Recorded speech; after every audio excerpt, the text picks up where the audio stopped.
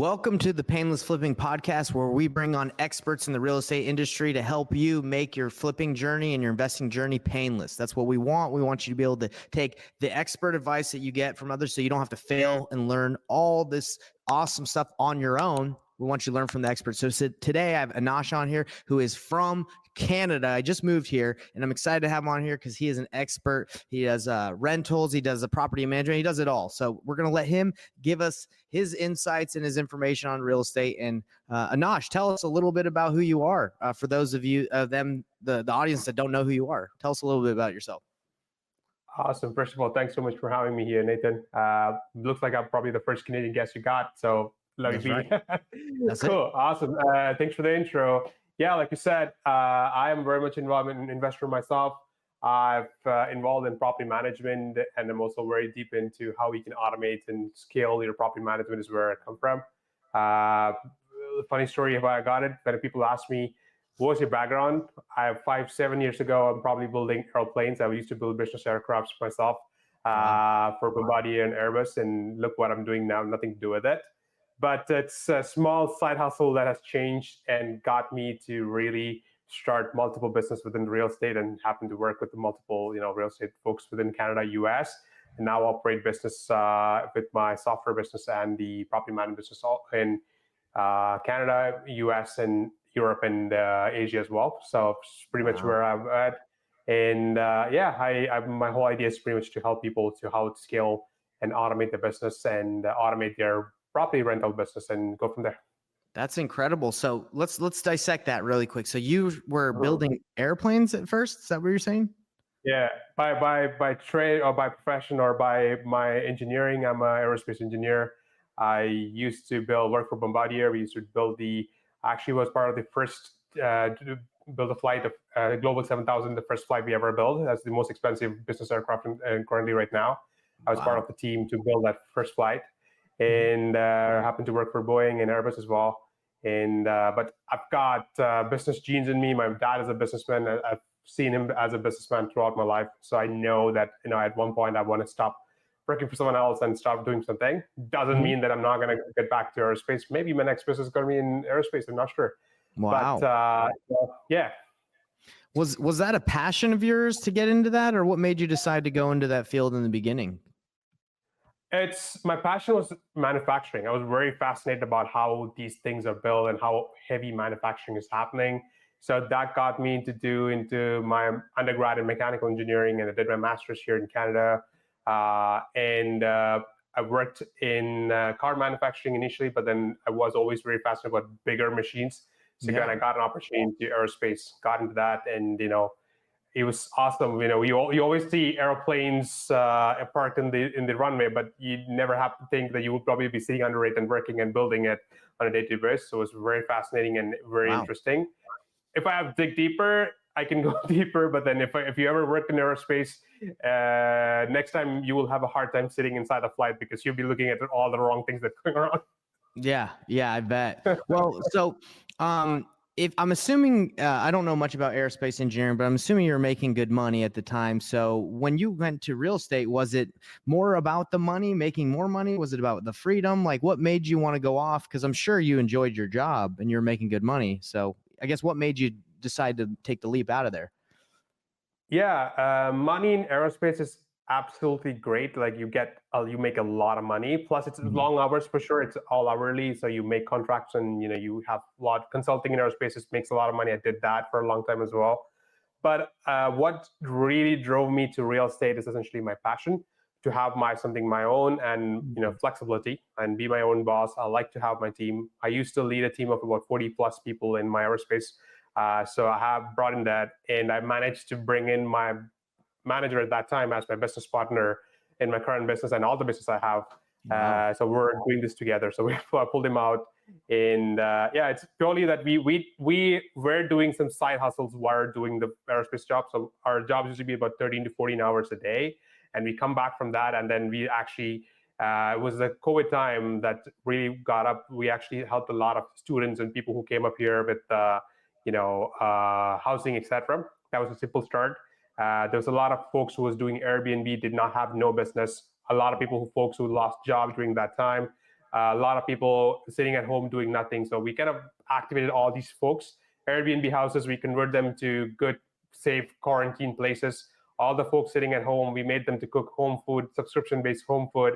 All the folks who have car, made them to pick people from airport and all these things. I put all these together. We were packing meals and all these things together and sitting in my basement, and we did that.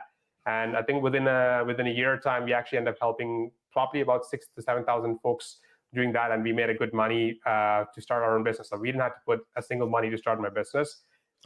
What we really learned is that if we manage to do all this after our 13 to 14 hours a day job, it's nothing but passion. It's not just money. We're already making money, which is passion. So that we hung on to it, and then eventually we went up there. I started my property management company first thing. From there, I learned a bunch of things that was missing in the market. It took me off to start my second company, just a software company, just talking about is Haletale. Then I started a cleaning company, a maintenance company. So yeah, I've run multiple companies at this point. Wow. So let me ask you this. So usually as an entrepreneur, they say to focus on like one thing. What you say you run a lot of companies, are you able are you just great at that? Or do you feel like sometimes if you just focused on one, that you would just make one amazingly great? I'm just curious because, No, it is a very valid point. And I learned that the hard way the first company I built, which is a property management company. We were growing faster. We were very motivated people, but little we knew that we actually did not, or were not making money in that business. Because at the end of the day, we're inside the business the whole time. There's rents coming in, rents going out, doing things, etc. But when you look at the yearly balance, it's like, oh, we did not make money here. We just probably barely broke even, or maybe we're at loss. Right. And we were cluelessly like, where did we lose money? Like, we thought we had a great business model to make money coming in, but that's not the case. Some of our properties were burning bad, and some of the properties were okay. Some of the properties was great, and we just did not have visibility. So that's, one thing. So number one thing, I actually listened to a podcast, and that's how I got into the podcast, is that I heard this fact saying you always want to make sure you're on top of a business, not inside a business. That struck me hard. It's like, very true. That's where I am. I am inside my business. I don't know what's happening about my business. I'm not on top. And so since that day, every single thing I do, I always think about, am I inside? Am I on top? Am I inside? I'm on top. If I'm inside, I need to get on top of it. So that helped me to get, a good control of my business, and plus making sure that do I have the right people around me to run my business. Right. It's always making. I always like to be the dumb person in the room, and I want to surround myself with the smarter folks. So, which is essentially what I did. From all my business, I've managed to bring in smart, motivated folks who can run the business, and I just have to be there to support them. Perfect. So I agree. To answer your question, it's always good to focus one, and you make sure that that's streamlined before you jump into next one, because if not, everything's going to crumble together, even though you have a great business. Wow, I like that a lot. It's like the who, not how concept, right? Like you're trying to find the best people that are motivated and willing to take ownership of this, the opportunities you give them, right? Because it's really the people that can help you. Try doing all your businesses by yourself. Like you said, you would be in the business and you wouldn't be able to work, right? Yeah, 100%. So, which one out of all the businesses you have is your favorite? I'm very focused on hands-on right now. My entire focus is on Haletale right now, because I like it, because that's one business out of the time that I had, I was able to scale faster in multiple companies, and it's a tech business. What excites me is that I didn't know anything about tech. I was not a tech person, like I had engineering background, but we decided to start a tech company with zero knowledge. I am making mistakes. I made a lot of mistakes, burned my hand bad. But the thing is that it keeps me awake at night. It keeps me pushing, keeps my brain running, which is what that's essentially what I think is keeping us pushing. That's what the common thing about it is, that I don't want to do repeatable things. When it's a repeatable thing, then I will get the right person to run that repeat part, and it's good. I want to make sure that I am pushing myself every single day. Like during COVID time, my full-time job, I literally had nothing to do. I pretty much wake up in the morning, turn on my computer, and have all the screens on and all these things, and zero job. Pretty much was playing games on my phone or looking at my investments in my stock market, etc.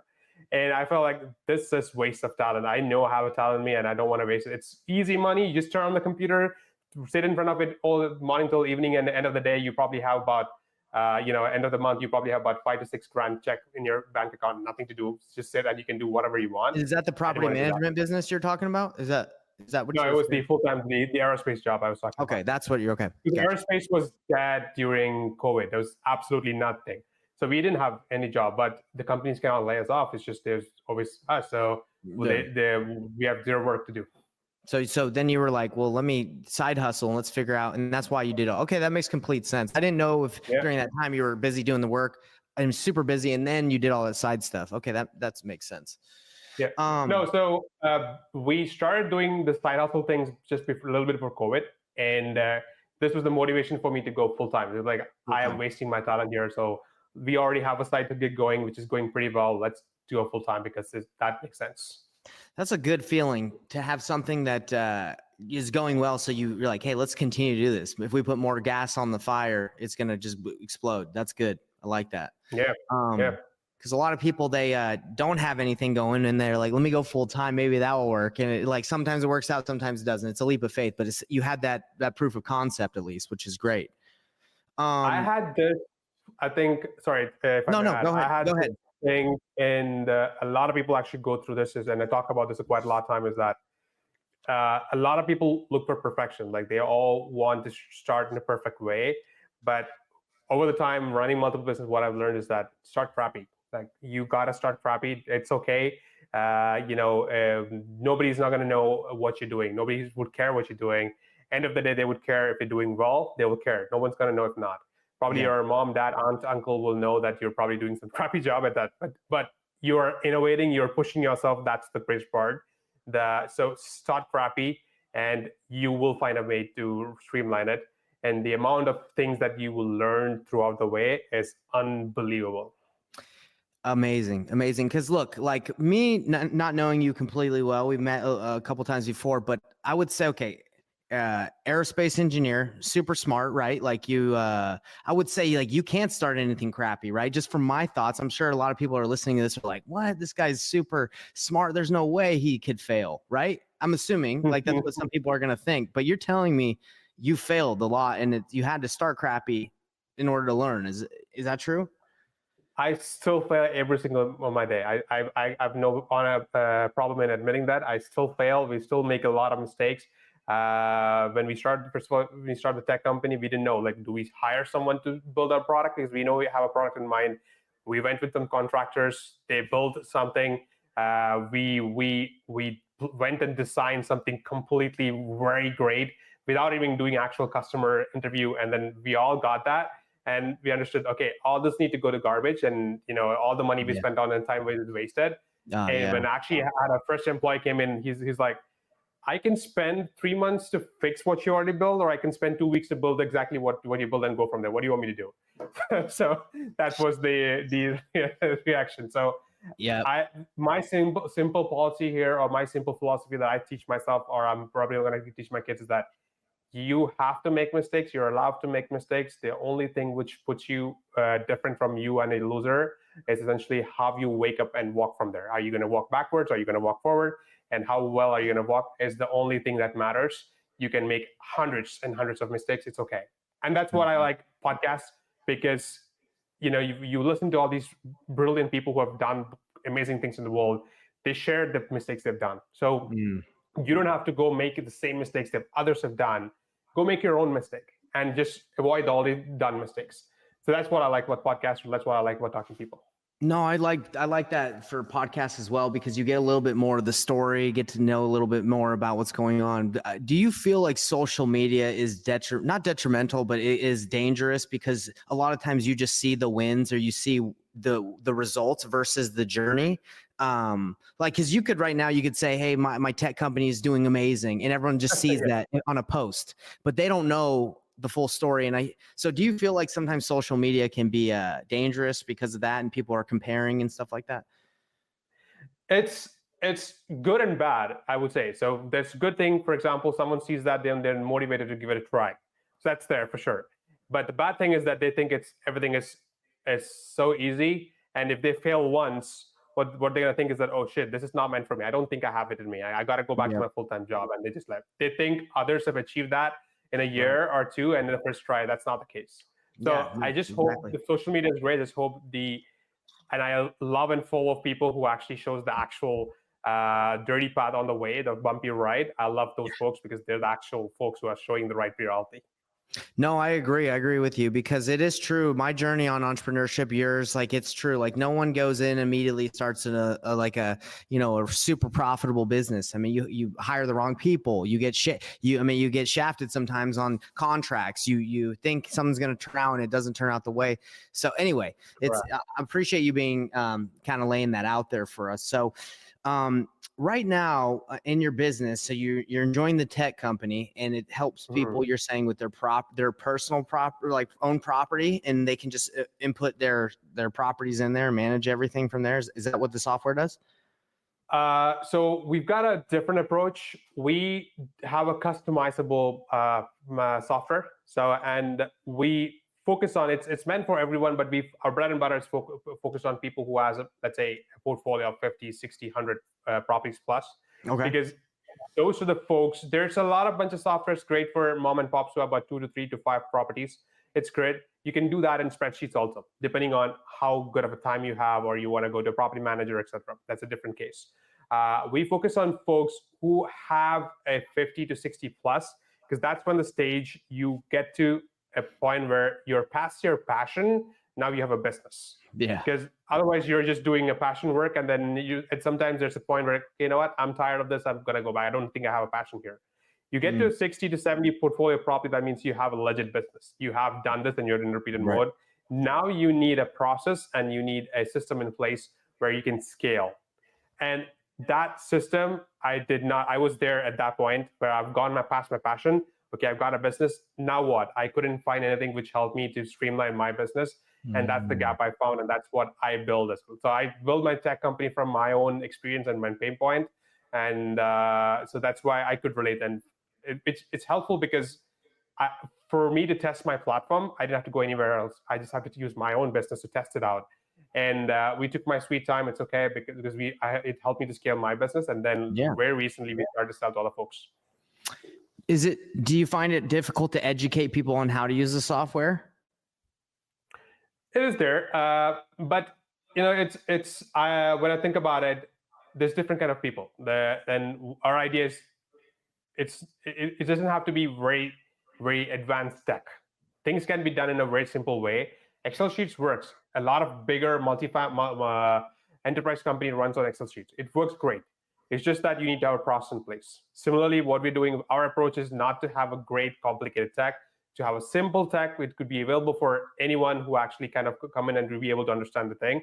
So a learning curve, no matter anything you do, is there, but it's doable. It's not like we see when I myself have tried different softwares and I had a huge learning curve and I had to give up at point, but we see that the learning curve with ours is actually lesser. And again, I'm not just being biased about my software, but then that's what I see. And we try to make it simpler and easier every single day.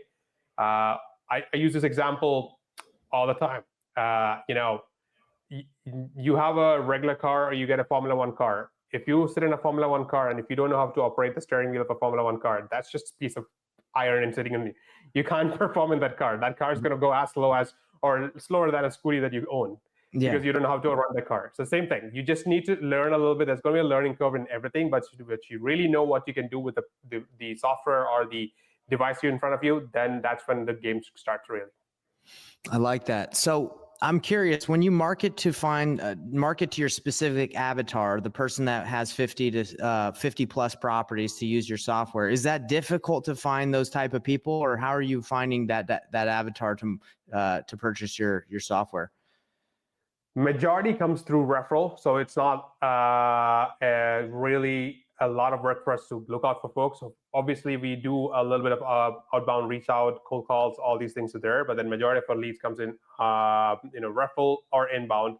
We do a great job in Google SEO works. So all our clients coming from outside country, Asia or Europe, everywhere, it's all inbound. We don't make calls to Europe to get clients. It's all people inbound finding value in the software, and then they actually come to us. And Wow. for us, the only job is essentially to show them what they are looking for. It's the right thing. Sale happens right there. Usually most of my sales happen on the first call or maximum second call. Is it a monthly subscription, or is it a year? Is it a couple? What does it look like? There's different options. You can do a monthly subscription. I personally recommend everyone to start with the monthly, because I want to make sure this is the right product for them, rather than them. I want them to make sure. And once they're there, then obviously have an opportunity to lock in a better price for yearly if they want to. Or I have folks who have been working with us over more than a year to 2 years, who's still in the monthly. That works for them. It's fine. It's all about cash flow, etc. for them, so it's fine. But you can do monthly, quarterly, yearly, half yearly. It doesn't matter. We are flexible in all ways. Wow. Well, that sounds like an amazing product, and it sounds like definitely a need that needs to be met. And you said it yourself, you tried to find it when you came to that problem, but you built it because you needed to solve your problem. And that's honestly how most of the greatest businesses are built, right? Because they're there to solve an issue that it doesn't exist in the marketplace, right? So that's what I hear, and I'm facing that path. That's awesome, man. Well, such a pleasure to not meet you. We've already met, but to dive more deep into your story and what you're doing. It's honestly amazing and inspiring. Where can people find you first of all, if they want to just get to know you, and if they want to use your platform, where's a good place to reach out to you? Yeah. So anyone can find me on LinkedIn. I'm very active on LinkedIn. Anash Paryal is my LinkedIn. Or you can find me on haletale.com, Haletale, haletale.com. You can book a demo there, or you can directly have my direct booking call link as well, or e-messages there as well. The chat is very active, and then it's an actual real person replying there. So obviously there. So what it means to you, if you're running a real estate portfolio, or you have a property management company, or you're looking to resell a property management software which is white labeled to yours, that's where it comes in, and we make it customizable for you, and you should be able to start your business right away rather than building from scratch.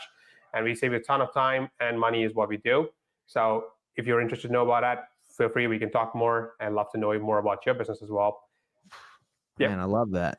Yeah. All right. You heard it here first, people. I know most of the audience is brand new beginners, but once you get up to that level, if you are there, hit them up. And if you're not there, just know that's the journey, right? We're here most of the people that want to get here, they don't want to just flip at one house. They want to build the wealth and the generational wealth. They want to keep going. So, Anash is a good, resource to have. Well, add up there quickly is that even if you're starting out, we still have plans available for people who have 1 to 2 property. Actually, 1 property is free to use. You can completely use the software for free.